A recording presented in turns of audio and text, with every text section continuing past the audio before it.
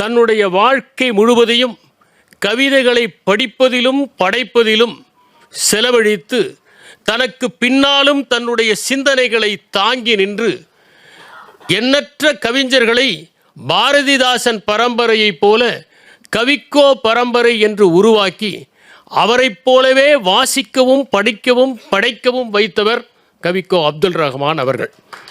அவர் மனிதநேயம் மிக்கவர் என்பதை கவிதைகளில் நாம் காண முடிகிறது. அவர் இந்த சமுதாய மாற்றத்தை விரும்பினார் என்பதை அவருடைய கவிதைகளில் காண முடிகிறது. எதுகை மோனை முக்கியம் என்று இருந்த நிலையை மாற்றி பொருண்மை முக்கியம் என்று கவிதைகளை எழுதியவர் கவிக்கோ அப்துல் ரஹ்மான். அவரை நான் 1994 என்னுடைய முதல் நூலுக்காக அணிந்துரை பெறுவதற்காக நேரில் சென்று சந்தித்தேன். கல்லூரியிலே படித்த காலத்தில் அவருடைய பால் வீதியையும் நேயர் விருப்பத்தையும் விரும்பி படித்தவர்கள் நாங்கள், மேற்கோள் காட்டியவர்கள் நாங்கள். அவரை சென்று பார்த்தபோது மிக எளிமையாக ஒரு மலர் மரத்திலிருந்து உதிர்வதைப் போல மௌனமாக அவர் வழிநடத்திய விதமும் நடந்து கொண்ட விதமும் காட்டிய கனிவும் பரிவும் இதயத்தில் எப்போதும் நிலைத்திருக்கும். என்னுடைய புத்தகத்தை ஓரிரவிலேயே படித்துவிட்டு அடுத்த நாள் காலையில் கைப்பட எழுதிய வாழ்த்துரையை எனக்கு கொடுத்தார். அந்த தொகுப்பில் ஒரு கவிதை இருந்தது. இருள் மட்டும் மறைப்பதில்லை, ஒளியும் மறைக்கிறது. தலைப்பு பகலில் நட்சத்திரங்கள் என்பது. அந்த கவிதையை அவர் பாராட்டி எழுதியிருந்தார். கவிக்கோ அப்துல் ரஹ்மானுடைய கவிதைகள் அனைத்துமே உயரமான சிந்தனைகள் கொண்டவை. ஆலாபனை என்கின்ற அவருடைய தொகுப்பில் நட்சத்திரங்களை பற்றி நிறைய எழுதியிருக்கிறார். மேகங்களை பற்றி, வானவில்லை பற்றி, மின்னலை பற்றி, மழையை பற்றி தொடர்ந்து எழுதி தன்னுடைய பார்வை உயரமாக இருக்கிறது என்பதை எப்போதும் உணர்த்தி வந்தவர் அவர். அந்த ஆலாபனையிலே ஒரு கவிதை, கோலத்து புள்ளிகளைப் போல வானத்து நட்சத்திரங்களில் ஒழுங்கு இல்லை, ஆனால் நட்சத்திரங்களின் அழகு கோலப்புள்ளிகளில் இல்லை என்பது ஒரு கவிதை. ஒழுங்கற்ற ஒழுங்கிலும் ஓர் அழகு இருக்கிறது. மனித உடலே ஒழுங்காக அமைக்கப்பட்டதல்ல. வெளியில் பார்க்கிற உறுப்புகளை காட்டிலும் உன்னதமானவை உள்ளே இருக்கிற உறுப்புகள். அவை இரண்டுமே சரிசமமாக அமைவதில்லை. இதயம் என்பது இடது பக்கமாக இருக்கிறது, கல்லீரல் என்பது வலது பக்கமாக இருக்கிறது. சிலருக்கு இதயம் கூட வலது பக்கத்தில் இருக்கிறது. எனவே சமத்தன்மையோடு படைக்கப்படுவதல்ல அழகு. அதனால்தான் ஜென் துறவிகள் ஒரு தோட்டத்தை சுத்தம் செய்தால் அங்கே ஒரு சருகு கூட இல்லாமல் சுத்தம் செய்வதை ஒருபோதும் விரும்புவதில்லை. ஒரு முறை ஒரு இளம் துறவி தோட்டத்தை சுத்தம் செய்தபோது அனைத்தையும் கூட்டி பெருக்கி சுத்தம் செய்து விட்டார்.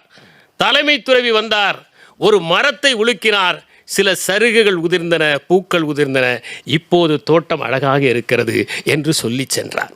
எனவே ஒழுங்கற்ற ஒழுங்கு என்கின்ற ஒன்று இருக்கிறது, அது ஒழுங்கை விட அழகானது என்பதை உணர வேண்டும் என்பதுதான் இந்த கவிதையின் சாரம். பகல் மரணமடையும் போதுதான் நீ அழகான நட்சத்திரங்களை பார்க்கிறாய் என்று இன்னொரு கவிதை. பகல் மரணமடையாவிட்டால் அழகான நட்சத்திரங்களை நீ பார்க்க மாட்டாய் என்று எழுதுகிறார். ஒன்றின் அழிவுதான் இன்னொன்றின் பிறப்பாக இருக்கிறது. மூங்கில் அழிகிற போதுதான் ஒரு புல்லாங்குழல் உற்பத்தியாகிறது. ஒரு முட்டை உடைகிற போதுதான் அதிலிருந்து ஒரு பறவை வெளியே வருகிறது. இப்படி ஒவ்வொன்றும் இறப்பிலிருந்து ஒரு பிறப்பை உற்பத்தி செய்து கொண்டு இருக்கிறது. அதனால்தான் டேரன் ஆசிமோக்லோ என்பவரும் ராபின்சன் என்பவரும் சேர்த்து Why Nations Fail என்கிற ஒரு புத்தகத்தை எழுதியிருக்கிறார்கள். அந்த புத்தகத்தில் அவர்கள் டெஸ்ட்ரக்டிவ் கிரியேட்டிவிட்டி என்று சொல்கிறார்கள். பழைய சிந்தனைகளை எல்லாம் உதிர்க்கிற போதுதான் புதிய சிந்தனைகள் உதயமாகும். ஒரு மரம் சருகுகளை எல்லாம் உதிர்க்கிற போதுதான் அங்கே துளிர்கள் தோன்றும். சருகுகள் இருக்கட்டும் என்று விட மனமில்லாமல் வைத்து கொண்டிருந்தால் புதிய துளிர்கள் உருவாவதற்கு வாய்ப்புகளே இல்லாமல் போய்விடும். எனவே நாம் பழையவற்றை உதிர்க்க வேண்டும், அப்போதுதான் புதியவற்றை படைக்க முடியும் என்கின்ற அடிப்படையில் அவர்கள் எழுதியிருப்பார்கள். அவர் சொல்கிறார், தராசு தட்டுக்களை உன் கண்களை திறந்து பார், புறாவின் மாமிசத்தை சிவிகள் உண்ண ஆரம்பித்து விட்டார்கள் என்று ஒரு கவிதை. யார் பாதுகாக்க வேண்டுமோ அவர்களே அதை கபலீகரம் செய்கிறார்கள் என்கின்ற அடிப்படையில் எழுதப்பட்டதுதான் இந்த கவிதை. கண்ணபெருமான்களின் பொன் மாளிகை ஸ்லோகங்களில் மயங்கி இருக்கிற அவளையும் பறிகொடுக்கிறார்கள் குசேலர்கள் என்கிற ஒரு கவிதை. எண்ணிக்கையே தர்மமாகிவிட்ட குருஷேத்திரத்தில் வெற்றியெல்லாம் கௌரவர்களுக்கே போய் சேருகிறது என்று இன்னொரு கவிதை. இரண்டாம் வருகை என்கிற ஒரு கவிதையை எழுதியிருக்கிறார். WB Yeats அவர்கள் செகண்ட் கமிங் என்கிற ஒரு அற்புதமான கவிதையை எழுதியிருப்பார். அதற்கு இணையான ஒரு கவிதையாக இந்த இரண்டாம் வருகையை நாம் பார்க்க முடிகிறது. ஏனென்றால் யாரெல்லாம் தீயவர்களாக இருக்கிறார்களோ அவர்கள் திடமாக இருக்கிறார்கள், யாரெல்லாம் நல்லவர்களாக இருக்கிறார்களோ அவர்கள் சந்தேகத்தோடு இருக்கிறார்கள் என்று WB Yeats எழுதியிருப்பார். அதனால்தான் பல பேர் ஹிட்லரின் பின்னால் சென்றார்கள். ஹிட்லர் தெளிவாக இருந்தார். அழிப்பதில் திடமாக இருப்பவர்கள் எப்போதும் திடமாகத்தான் இருப்பார்கள், தெளிவாகத்தான் இருப்பார்கள். உருவாக்குபவர்களுக்குத்தான் பல சந்தேகங்கள் உண்டாகும். அதனால் கெய்ககார்ட் போன்ற ஞானிகள் எல்லாம் ஹிட்லரை நம்பினார்கள், பின்னால் சென்றார்கள். அதனால் இரண்டாம் வருகை என்கின்ற அற்புதமான ஒரு கவிதையில் அவர் சொல்கிறார், தம்முடைய நாளில் அவர் தோன்றினார், ஜனங்கள் திரளாக கூடி அவரிடத்தில் சென்றார்கள், அவர் பேசத் தொடங்கினார். இந்த முறை நான் சமாதானமாக வரவில்லை, நான் கலகமாக வந்திருக்கிறேன். நான் மன்னிப்பாக வரவில்லை, தண்டனையாக வந்திருக்கிறேன். இடது கன்னத்தில் அறை வாங்கியவர்களின் கோபமாக வந்திருக்கின்றேன். ஆகாயத்து பறவைகளை பாருங்கள், ஒரு பறவையின் வேர்வையை இன்னொரு பறவை குடிப்பதில்லை. காட்டு புஷ்பங்களை பாருங்கள், ஒரு புஷ்பத்தின் ஆடையை இன்னொரு புஷ்பம் திருடுவது இல்லை. மனித குமாரனோ சகலமும் பிடுங்கப்பட்டு விட்டானே. பூமியில் உப்பாயிருக்கிறவர்களை, சாரமற்று போன உங்களை உங்கள் கண்ணீரை கொண்டே சாரமாக்கப் போகிறேன்.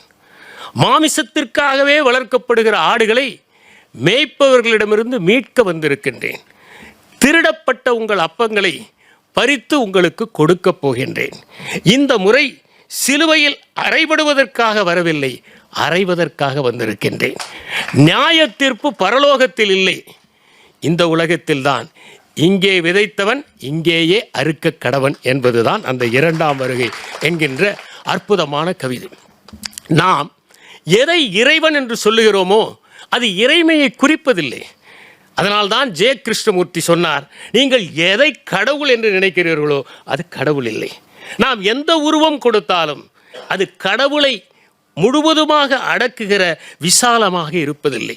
அதனால்தான் புல்லர் என்பவர் சொன்னார், கடவுள் என்பது பெயர் சொல் அல்ல, அது வினைச்சொல். அது உருவம் அல்ல, உருவாக்குதல். அது மலர் அல்ல, மலர்தல். அது இசை அல்ல, இசைத்தல். அது நதி அல்ல, பாய்தல் என்று குறிப்பிட்டார். கவிக்கோ அப்துல் ரஹ்மான் அவர்கள், இறைவா நீ குடியேற, முழுமையாய் குடியேற எந்த சொல்லும் போதிய விசாலமாய் இல்லை என்று குறிப்பிட்டார்.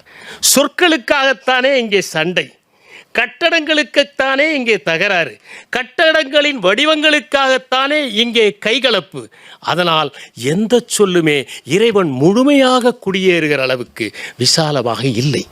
நாம் இருள் மட்டுமே கடவுள் அல்லது வெளிச்சம் மட்டுமே கடவுள் என்று நினைப்பதற்கில்லை. இருளும் ஒளியும் இணைந்ததுதான் கடவுள் என்பதனால்தான் டயோனீசியஸ் டிரான்ஸ்லூசன்ட் டார்க்னஸ் என்று குறிப்பிட்டார். உண்டும் இல்லையும் சேர்ந்ததே முழுமையான உண்மை என்று சொல்லுகிறார். உண்டு மட்டுமல்ல, சில நேரங்களில் இல்லாமல் போவதும் தான் முழுமையான உண்மை. நேற்று பார்த்தேன், ஆலயம் இருந்தது மனிதனுக்கும் மனிதனுக்கும் இடையில், இன்று பார்த்தேன் ஆலயம் மட்டும் இருக்கிறது என்று குறிப்பிடுகின்றார்.